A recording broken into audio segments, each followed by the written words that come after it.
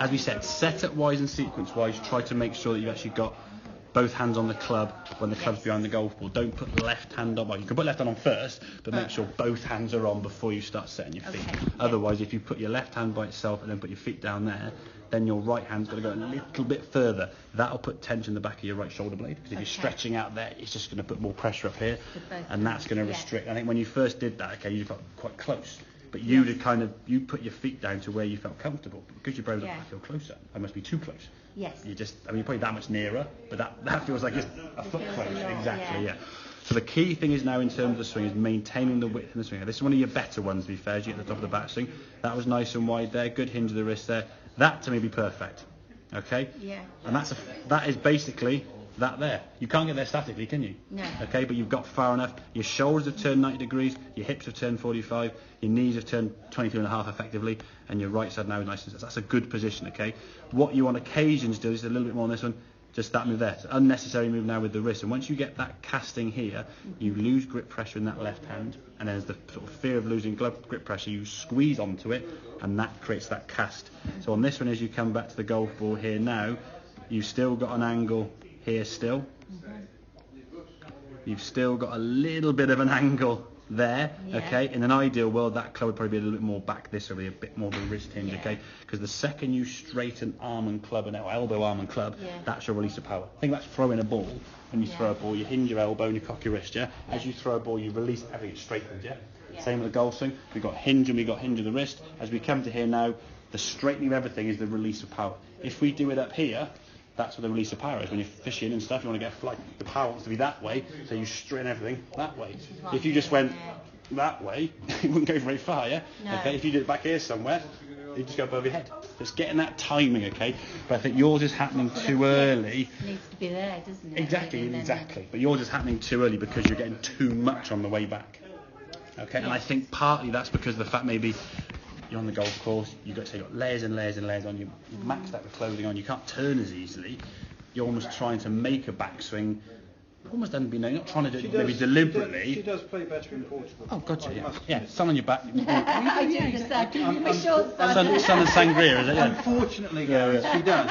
Yeah. So she She's wants to go not there very more, nice doesn't she? to point after when I'm sat there and she's, she's there going, checking the car. Look at me, What did you have on that back nine? Yeah. But it proves the case in point is the fact when you are warmer, you're more supple, and you've got less layers on, you're more supple, you can complete your backswing. You're not trying to complete it by an unnecessary move and this sort of collapse. So once you come back to the golf ball now, at this point here now, left arm and club can nicely straighten up, good strike of the golf ball, and then you can twist through to, again, good finish position after the shot there, okay? But I think the key thing or the feeling is, the shot you hit there where you did no wrist at all was a terrible shot, okay? But it showed you when I said, here's the swing, where the club kind of actually got to. The club was kind of there, wasn't it? Yeah. That's where the club was with no wrist, and that's basically a 90-degree angle that you've created. So it's not as if you... Oh, yeah, exactly. And nobody can take the wrist out completely, but the feeling is now... I want to make sure we think you don't lock your wrist or your arm to try and reduce the wrist hinge. It's just being controlled of how much wrist hinge you've got. The same way, if someone's... Say, for example, you're walking down the street and your arm was swinging here and you had a bit of an arm... So I'll just stop swinging your arm so much, okay? You just swing it less. When you wouldn't go and lock your arm, you would just reduce that amount of wrist and that amount of arm swing.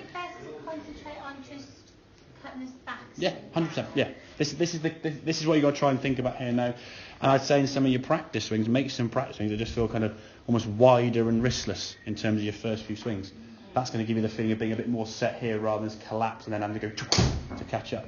Because if you catch up, and what's probably happened is you've been doing that backswing for, I don't know, 5 months, 4 months of the summer, but not having to catch up so much. And you kind of got the timing, maybe playing a bit more in the summer when the weather was nicer. Winter comes, don't play so much. You got more layers on. You missed a couple of weeks, so your timing to do this is a little bit out.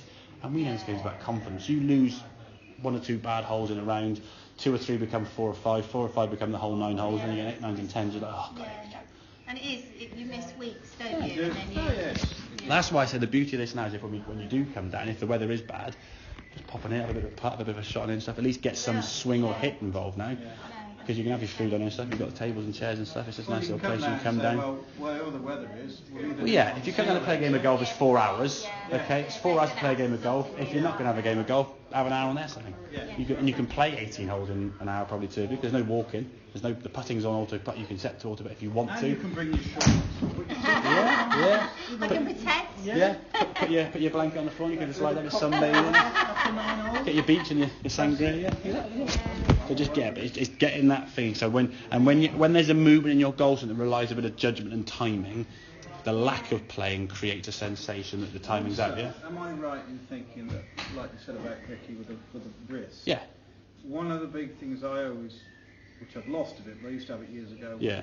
When you break the wrist properly, yeah, you actually get more height on the ball. Yeah. Well, you're actually breaking into the back of the ball to get the loft on the wrist head. hinge create power and height, or power and loft. Vicky's are very much like this. Yeah. So I think if you can break the wrist properly, you will actually get. The thing with the golf swing is you create power in the backswing, and then you maintain it to when you want to release that power. We want to release the power here. What you'll do is, because you're going a little bit too far, having to sort of unrelease it early to then sort of do this, and now your power's lost up here. Now it's how fast can you swing your arms. Then you try and swing your arms fast with a too wide a movement. You thump the ground behind the ball, and then your swing becomes, right, let's just miss the ground. Because your wrists are broken too early. Think of it this way. Again, if you've got a 9 on there, or a short club, any club.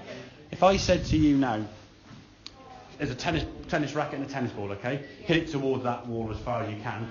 You would kind of have your racket back here. As you come to hit the racket, I forget to face on it, you come back here now and you just go from that way. Yeah. I doubt, and you might prove me wrong, you would go and do that way, would you? That just wouldn't look natural, okay? Because you just wouldn't want to have your wrist doing this and then go, now try and straight arm it, okay? You'd set your wrist so your hands would come back to where the ball's going to be hit, and then the pivot point in the wrist, this movement here now, exactly. Have you ever seen impact bag before? You ever used an impact bag last time with the lesson, yeah? So you give them a smack. So basically, I'll go and get my knife on too. You get a bag, and you just basically come into the bag and give it a whack. I'll go and get my knife and have a little whack with it if you want to. But it gets the sensation. Okay, say you were going to... Obviously, you wouldn't be going to give a whack on the back of the leg with a bad boy. He's beating you, okay? There you go. So you're going to go in there, and you're going to go... Your release of that's going to be there. If you went, here you go, you'd laugh at you because what are you doing? No power there at all. It's getting that power set. When you want to release the power, everything straightens. Yeah? Exactly. Exactly. The club can accelerate for a small amount, but the reason why she's got that is because you've got too much here. You've set too much there now, collapsing. If you then came down here and did this, you're like, oh crikey, I've got too much to release, and you just hit the ground. Or you'd have to go that way and do it. Exactly. Yeah. Make sense? Yeah. Yes, it makes perfect sense. Cool.